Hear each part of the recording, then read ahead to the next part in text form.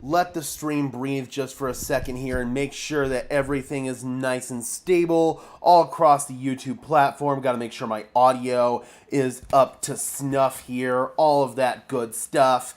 All right, looks like we are good to go, Broncos country. Welcome in to this Denver Broncos Syndicate pregame show for the 6-5 Denver Broncos versus the 2-8 Las Vegas Raiders from Allegiant Stadium in Las Vegas. The Denver Broncos are looking to pick up their first win on the road against the Las Vegas Raiders in franchise history for the Vegas Raiders, and they're looking to pick up their first win on the road against the Raiders in general, Oakland or Vegas otherwise, since 2015. Peyton Manning was the last Broncos quarterback to defeat the Raiders on the road. That is unacceptable, and that is looking to change today, as both of these teams have been spiraling in completely different directions since they met in Week 5. The Denver Broncos won that game 34-18. They started out down 10 points, then Pat Surtain had that 100-yard pick six on Gardner Minshew in the end zone, and that completely changed the entire trajectory of the game. The Raiders have not won a single game since Week 4, and they are just continuing to get closer and closer to that number one overall pick, and they are fully in contention to possibly get Shedeur Sanders at the draft. We've got Maverick in the house saying, hell yeah, good to see you, Maverick. Hope you are doing well, man. We got Ronnie Thompson saying, and I hope we beat the Raiders, and I'll be happy when we beat them. The Broncos haven't swept the Raiders since 2014. That was Derek Carr's rookie season. That was Peyton Manning's last good year in the NFL. So the Broncos are definitely looking to change that here in this game. And the Raiders are a very beatable opponent. They have a below-average offense. They have a below-average defense. They have multiple starters listed as out for this game.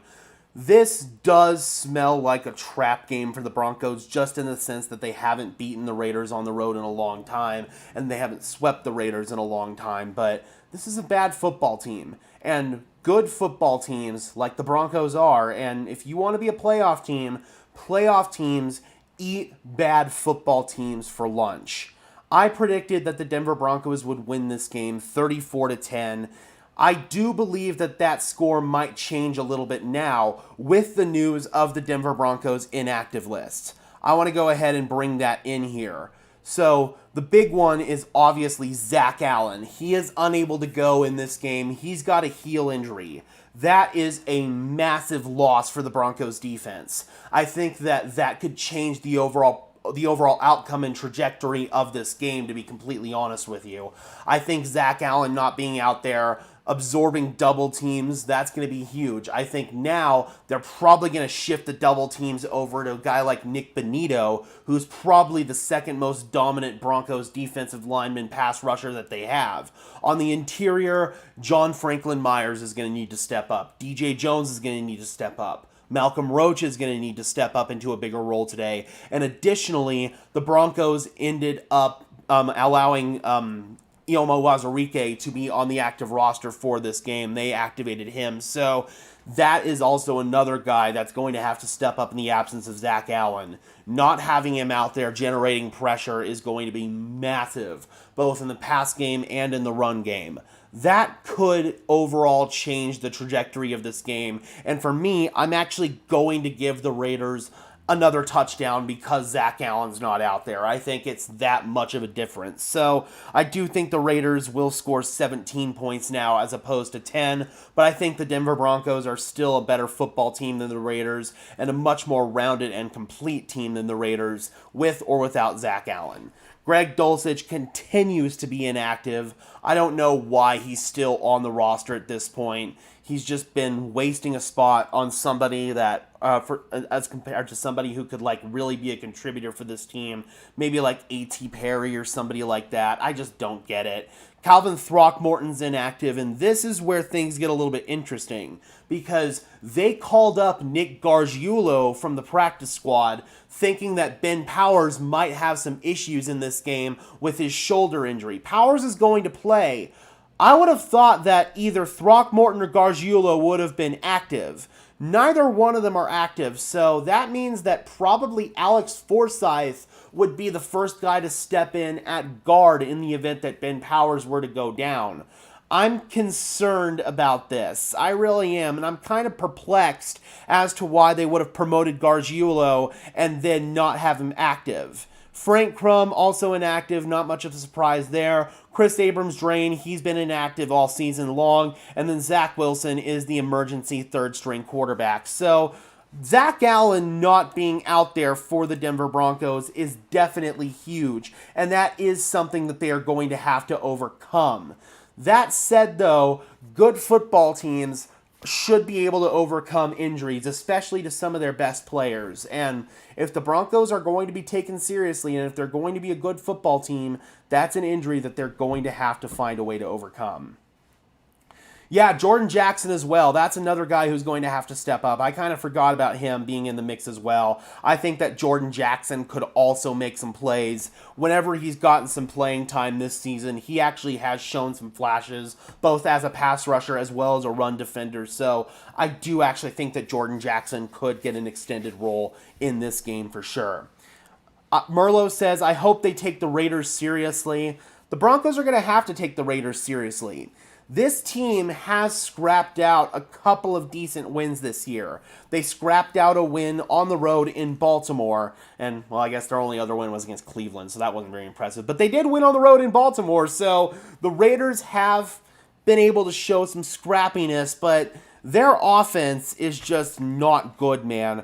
Gardner Minshew is one of the worst starting quarterbacks in the NFL. You could make the argument that he's the worst quarterback in the NFL that's still starting, that hasn't been benched.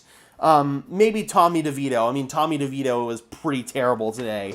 But Minshew on the season, 67.4% completion, 1,783 yards, 8 touchdowns, 9 interceptions, 3 big-time throws, 9 turnover-worthy plays. He's not making any big splash plays. He struggles under pressure. We previewed that in depth on the game preview video that we released yesterday. So the Broncos, being a heavy pressure team, that leans into them being able to have success against Gardner Minshew and company. Additionally, the Raiders have 2 starting running backs listed as out in this game, in Alexander Mattison and Zamir White. That's huge. Their run game is going to take a significant hit. Now it's going to be Amir Abdullah, Dylan Laube, and Sincere McCormick taking over at running back for the Raiders in this game. If the Broncos can take away the run game and force Gardner Minshew to be a drop-back passer in this game, it could be over before halftime. Gardner Minshew has that propensity to screw up when he's under pressure, and if the Broncos dial up that pressure, then I think that we could see Gardner Minshew with a couple of interceptions in this game. It's worth talking about Desmond Ridder, actually, because Ridder is somebody who could see some playing time in this game. He was claimed from the Cardinals practice squad by the Raiders a few weeks ago when Aiden O'Connell went down with a thumb injury. He actually was inserted into the game against Cincinnati a few weeks ago for the Raiders when Minshew wasn't playing well. I thought Ridder did move the ball a little bit. The Raiders ultimately decided to stick with Minshew as the starter. I don't think that Ridder's a good quarterback. I don't think that Desmond Ridder's going to make a difference even if he does go in there. So ultimately, the Broncos definitely have the advantage in that regard over the Raiders. I think that with the Raiders' run game really struggling with personnel being depleted, it's going to be another heavy reliance on Brock Bowers. Bowers had that big touchdown against the Broncos in Week 5, so obviously Denver is going to hope that that kind of success isn't replicated in this game. Bowers has had a really, really strong rookie season, 70 catches, 706 yards, 10.1 yards per catch, 3 touchdowns, 8 big plays through the air. I think Bowers has been fantastic overall. So we're going to definitely have to pay attention to him. And he doesn't just play in line as a tight end. They split him out wide as a receiver. They'll put him in the slot. Whenever he's out wider in the slot, I want Pat Surtain to be traveling with him. Whenever he's in line as a tight end, I want them to double him at all times. I want them to either put Jaquan McMillan on him. I want them to maybe put Cody Barton and a safety on him. Keep 2 eyes on Bowers whenever Pat Surtain is not on him. He is their top receiving threat. If Bowers gets going, then that could be the one thing that breaks open this Raiders offense. Jacoby Myers is their number one wide receiver, and Surtain will be on him whenever Bowers is in line at tight end, but the number one pass-catching threat for this Raiders team is Brock Bowers. You've got to pay attention to him at all times. We've got David Youngkin in the house. We got Dylan Earl in the house. Ronnie says, doesn't want a game yet. Gardner Minshew, he's not going to win today. Denver's defense needs to toughen up today. Definitely. And I think that it's going to be a tough challenge for Denver's defense not having Zach Allen out there. But again, good teams overcome those kind of deficits, having players that are significant contributors not being out there. Good teams find a way to overcome that. The white tops, blue bottom combo we got today, I think, are the worst combination we have. Not a fan of this color scheme. I agree. I think that they look a little bit too Chicago Bears-y. They look better with white socks, but today they're going with the navy blue socks. Yeah, man, not a fan of the uniform combinations at all. I think if you're going to wear the white jerseys, you need to wear either the orange pants or you need to wear the white pants. The blue pants just do not work for me. And Andrew Mason pointed something out about the pants that I can't unsee anymore. With kind of those half stripes down the pants, it looks like literally toothbrushes on the pants. It's really noticeable on the orange pants. I can't unsee it now that I've seen it. It's hilarious. But anyway, the Broncos uniforms, I honestly feel like have been a little bit underwhelming. I think that the last uniforms that they had will ultimately end up coming back at some point in the next few years as throwbacks. But the throwbacks that we have now, those will be permanent. I think the throwbacks that we have now are just chef's kiss, gorgeous. Obviously, I have love for that throwback logo. David says, my opinion is every game is a must-win if they want to be in the playoffs. Absolutely. You've got a team like the Miami Dolphins who's kind of starting to catch up, and even the Indianapolis Colts have shown some signs of life over these last couple of weeks. Those are the two teams that I would really be concerned about, and if Miami and Denver finish with the same record on the season, Miami would actually get the tiebreaker, so that's a little bit concerning. The Broncos cannot afford to drop too many more games. Realistically, they can only drop about one or two more games if they are going to be able to stand a chance. Miami goes up to Green Bay on Thanksgiving. It's a night game. It's going to be colder. Miami is obviously a team that's not used to playing in the frozen tundra. That bodes well for Miami maybe getting a loss on Thanksgiving. But either way, Denver cannot afford to drop too many more of these games for sure. And they have to take care of business against bad football teams such as the Raiders. If you don't take care of business versus bad football teams, then nobody is going to take you seriously.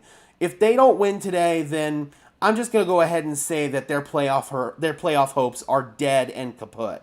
They cannot overlook this Raiders team. As bad as they are and as beat up, that is something that has to change if you are going to stand a chance this year in the playoffs. And yeah, man, if they don't win this game, their playoff chances are basically dead in the water. We got Kenneth saying, let's go Gage and Broncos. Good to see you, Kenneth. Here's the big question, though. Will Gage get to 5,000 subscribers? We are definitely going to push for that. Thank you for reminding me. We only need about 50 subscribers to get to 5K.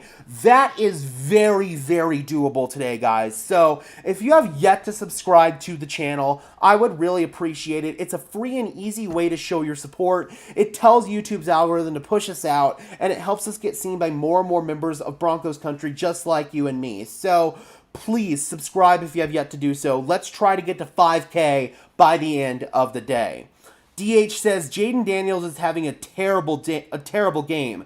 Bo can really get in pole position today for Offensive Rookie of the Year with a very strong performance.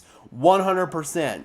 It's all going to be on Bo. And with this Raiders pass defense being one of the weaker units in the NFL, we previewed that yesterday. And with them having multiple starters out in Jacorian Bennett and Nate Hobbs, Bo Nix should, on paper, in theory, be able to carve up this Raiders secondary. If he has a strong day today, and if Jaden Daniels continues to have a rough game, I don't see why Bo Nix shouldn't be in conversation for Offensive Rookie of the Year at this point. But just like Bronco fan says, you just got to stay focused on the task at hand. Bo Nix, I can guarantee you, does not give two shits about winning Offensive Rookie of the Year. He just doesn't. What Bo Nix cares about is leading his team to the playoffs. He is a team-centric guy, not a selfish accomplishments kind of guy. So, yeah, man, I don't think Bo Nix is focused on that. He is focused on the task at hand, and that is beating the Raiders, the opponent in front of them today. You can only worry about the opponent who is right in front of you, and right now, the Raiders are right in front of you, and you've got to be able to find a way to get a win against a really bad Raiders team. And quite frankly, you've got to do more than just win. You've got to smother this team. You've got to go out there and spank them, just like you spanked the Atlanta Falcons last week. Zach Allen is out, Robert. He was unable to go with his heel injury this week, so that's going to be a big loss. We talked about a little bit earlier in the show how guys like John Franklin Myers, guys like DJ Jones, guys like Malcolm Roach, those guys are going to all have to step up in the absence of Zach Allen. Additionally, Ioma Uwazurike is going to be active for this game, so he's somebody that should be able to step up as well. All right, Broncos country, we are getting close here, or actually we're past the 15-minute mark now. I got to get set up here for the actual game stream. If you guys have yet to join a game stream, please do. It's a lot of fun. We do live play-by-play, commentary, analysis, and it's just a fun hangout time during the game. So if you guys have yet to check out a Broncos Syndicate live stream, please do. We stream every single road game. Before we dip out of here, guys, let me know in the comment section below what your score prediction is going to be for this game. I had initially predicted that the Broncos were going to win 34-10, but now with Zach Allen not being out there, I am going to give the Raiders a little bit more credit here, so I'm going to give them 7 more points. I'm going to say Denver still wins, though, in fairly dominating fashion, 34-17. But let me know your thoughts in the comment section below. We've got Maverick saying 24-13 Denver. DB says 42-10 Denver. Holy Diver says 27-17 Denver. Bronco fan says 28-13 Denver. Robert 31-21 Denver. Gabe says 31-14 Denver. Birkin Ghost says 35-17 Denver, so I think we're all pretty much on the same page as far as how this game is going to go. Even with the injuries that Denver has, they should be able to overcome them if they're going to be taken serious this year. Brandon going aggressive and saying 35-3. I didn't give the Broncos enough credit in my prediction for the Falcons game. I said 28-14, and Denver went out there and steamrolled them 38-6. So you never know, man. We'll see how this Broncos team comes out today. All right, Broncos country, before we dip out of here, please be sure to leave a like on this stream, as well as subscribe to the channel. I would really appreciate it, guys. Those are both free and easy ways to show your support. It helps tell YouTube's algorithm to push us out, and it helps us get seen by more and more members of Broncos country, just like you and me. Again, we're trying to push to 5,000 subscribers. 50 subscribers by the end of the day is very doable, especially on a game day. So if you have yet to subscribe, I would really appreciate it. And until next time, guys, I will see you on the game stream. I'm your host, Gage Madrid, saying